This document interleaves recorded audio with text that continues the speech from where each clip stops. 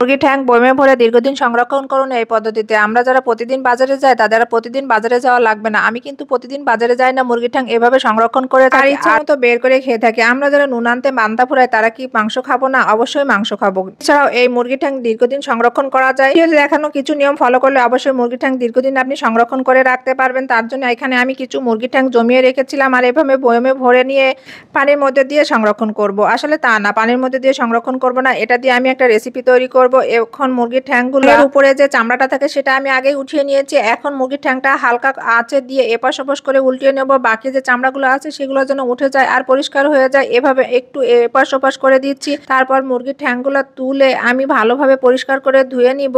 আর একটা জিনিস খেয়াল রাখতে হবে, মুরগির ঠ্যাঙে যেন কোনো রকম পানি না থাকে। এখন একটি কড়াইয়ের মধ্যে সরিষার তেল দিয়ে দিয়েছি 1 কাপ পরিমাণ, আর মুরগির ঠ্যাংগুলো এক একে দিয়ে এভাবে ভালোভাবে ভেজে নিতে হবে। আর আঁচটা লোতে দিয়ে একটু সময় নিয়ে ভাজতে হবে। যত ভাজাভাজি করা যাবে মুরগির ঠ্যাংটা তত কিন্তু খেতে দারুণ হবে। মুরগির ঠ্যাংটা যেহেতু আমি ফ্রিজে সংরক্ষণ করব তার জন্য একটা এক্সট্রা ফ্লেভারের জন্য এখানে দিয়ে দিয়েছি 1 চামচ পরিমাণ জিরা আর 1 চামচ পরিমাণ পাঁচফোড়ন আর স্বাদ মতো লবণ, সামান্য পরিমাণ হলুদ। এখন কিন্তু চুলার আঁচটা আবারও মিডিয়াম হিটে রেখে একটু সময় নিয়ে নাড়াচাড়া করবো। একটা জিনিস খেয়াল রাখবেন, ভিতর থেকে যেন কোনোভাবে মশলাটা ধরে না লাগে, পুড়ে না যায়। আর এই রেসিপিটা বানানোর জন্য আমার কিন্তু বিশেষ একটা উপকরণ লাগবে, সেটা হচ্ছে আম।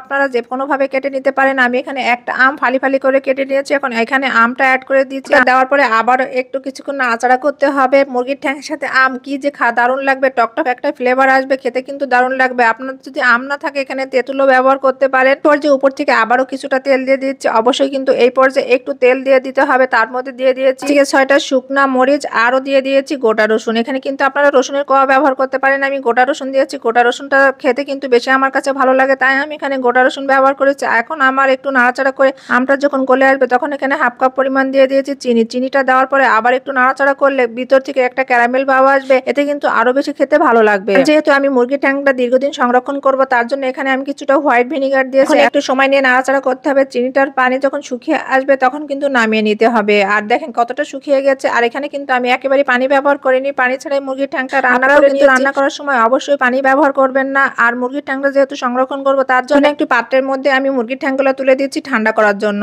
আর এখানে যে তেলটা আছে সেই তেলটা কিন্তু অবশ্যই রেখে দিতে হবে মুরগির ঠ্যাং সংরক্ষণ করার জন্য। এই তেলটা কিন্তু অনেক প্রয়োজনীয়। এই পদ্ধতিতে যদি মুরগির ঠ্যাং সংরক্ষণ করা যায় ইচ্ছা মতো বের করে করে খাওয়া যাবে। আর আমরা যারা গরিব আছি তারা অবশ্যই এভাবে মুরগির ঠ্যাং সারা বছর সংরক্ষণ করতে পারবো ফ্রিজ ছাড়াই। আর এটা হচ্ছে মুরগির ঠ্যাংয়ের আচার। অনেকে তো অনেক রকম ভাবে আচার খেয়েছেন, অনেক কিছুর আচার খেয়েছেন, অনেকে মাংসের আচার খেয়েছেন, কিন্তু এমন ভাবে একটু মুরগির ঠ্যাংয়ের আচার করে দেখবেন, খেতে কিন্তু দারুণ হবে। মুরগির ঠ্যাংয়ের আচার যেহেতু সারা বছর সংরক্ষণ করা যায় ইচ্ছা মতো বের করে করে খাওয়া যাবে। খেতে কিন্তু এটা খেতে টক ঝাল মিষ্টি একটা দারুণ ফ্লেভার অ্যাড হয়েছে। কি আপনাদের ইচ্ছা করছে না এরকম করে অবশ্যই মুরগির ঠ্যাংয়ের আচার বানিয়ে খাবেন আর বাজার থেকে মুরগির ঠ্যাং নিয়ে এসে ফেলে দিবেন না।